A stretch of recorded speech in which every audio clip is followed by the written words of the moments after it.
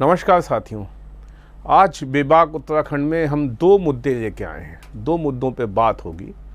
मुद्दा गरम है उत्तर प्रदेश में अतीक का, मुद्दा गरम है उत्तराखंड में तिलकराज बेहड़ की बमकी का। एक होती है धमकी, एक होती है बमकी, दोनों पे बात होगी।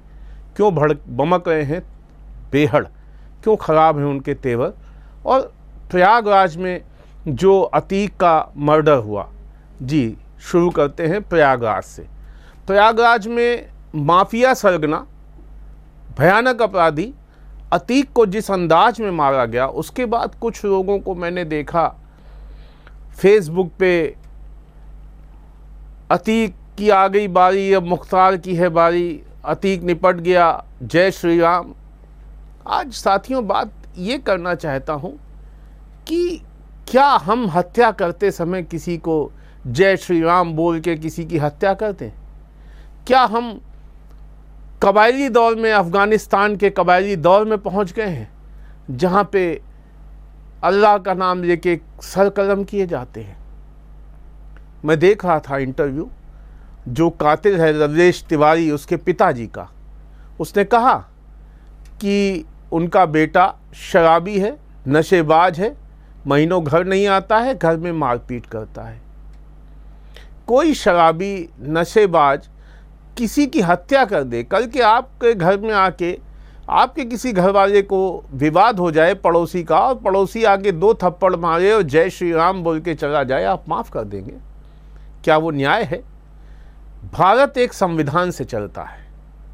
संविधान ने कानून, हमारे यहाँ पे CRPC, IPC हमें कानून दिए हुए हैं, कानून के हिसाब से चलता है।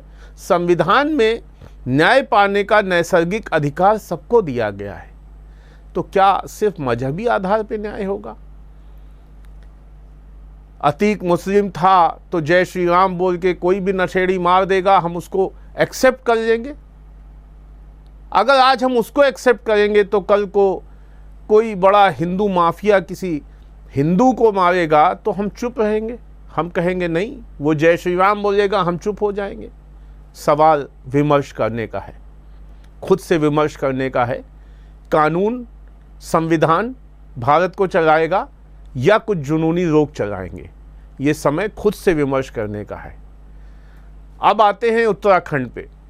दोस्तों, पिछले कुछ दिनों से उत्तराखंड कांग्रेस में, कांग्रेस अपने आप को कहती तो मुख्य विपक्षी दल है उत्तराखंड में, लेकिन कांग्रेस के अंदर हमेशा कुछ ना कुछ चला करता है।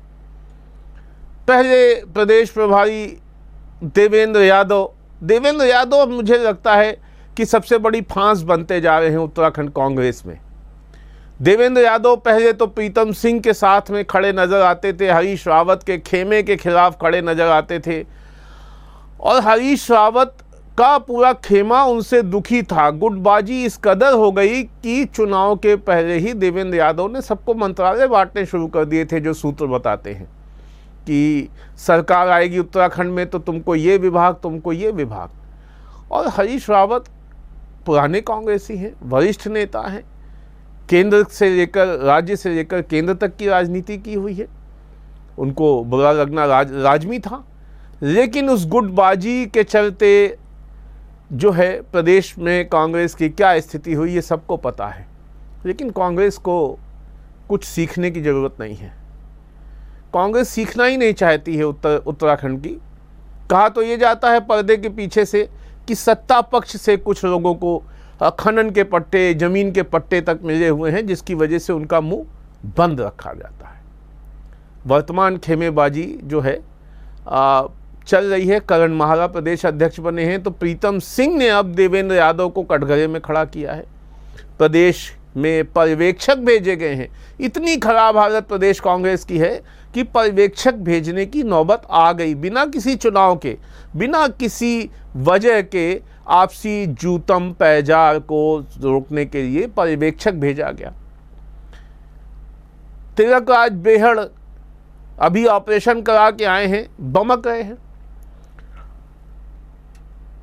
हल्द्वानी से अपनी राजनीति शुरू की हुई जानकार बताते हैं कि किच्छा में टेम्पो के कंडक्टर के रूप में अपना कैरियर शुरू करने वाले तिलकराज बेहड़ आज राजनीति में जिस मकाम पे पहुँचे हैं, उस मकाम को पाने में कांग्रेस का बहुत बड़ा योगदान है, लेकिन बेहड़ आज भूल गए। आज बेहड़ बमक रहे हैं। बमकना क्या होता है? एक होता है धमकी देना, एक होता है गुस्से से उछल के अनशन बक देना। तो वो धमकी तो नहीं दे रहे हैं, लेकिन बमकी दे रहे हैं, बमक रहे हैं। उनकी बमकी के पीछे पीड़ा क्या है? दरअसल पीड़ा ये है कि राजकुमार ठुकराल जितने साल विधायक रहे रुद्रपुर में, राजकुमार ठुकराल, उनके भाई संजय ठुकराल ने कभी थाने में, कभी सड़क पे अपनी चिरपरिचित गालीबाजी की स्टाइल में हमेशा गरियाया है बेहड़ और उनके चेलों को। आज बेहड़ उस चीज़ का बदला चाहते हैं, लेकिन क्योंकि बेहड़ कांग्रेस में है तो उनके पास सत्ता के पावर जो नहीं है, जो एक सत्तारूढ़ दल के विधायक को होता है। दूसरा, बेहड़ एक तीर से दो शिकार करना चाहते हैं। किच्छा से उन्होंने भाजपा के विधायक राजेश शुक्ला को हरा के जीते थे। राजेश शुक्ला धामी के खास माने जाते हैं। वो चाहते हैं कि मुझे एक खासम खास ओहदा मिल जाए, हल्द्वानी नैनीताल सीट से टिकट मिल जाए, और जो टिकट वो अपना सीट खाली करते हैं वहाँ से उनका बेटा एडजस्ट हो जाए।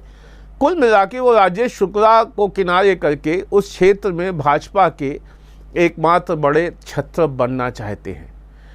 उससे भाजपा के छत्र बनेंगे, सत्तारूढ़ पार्टी के नज़दीक आएंगे, उनके खिलाफ जो आरोप रखते हैं उसकी कोई जांच नहीं हो सकती।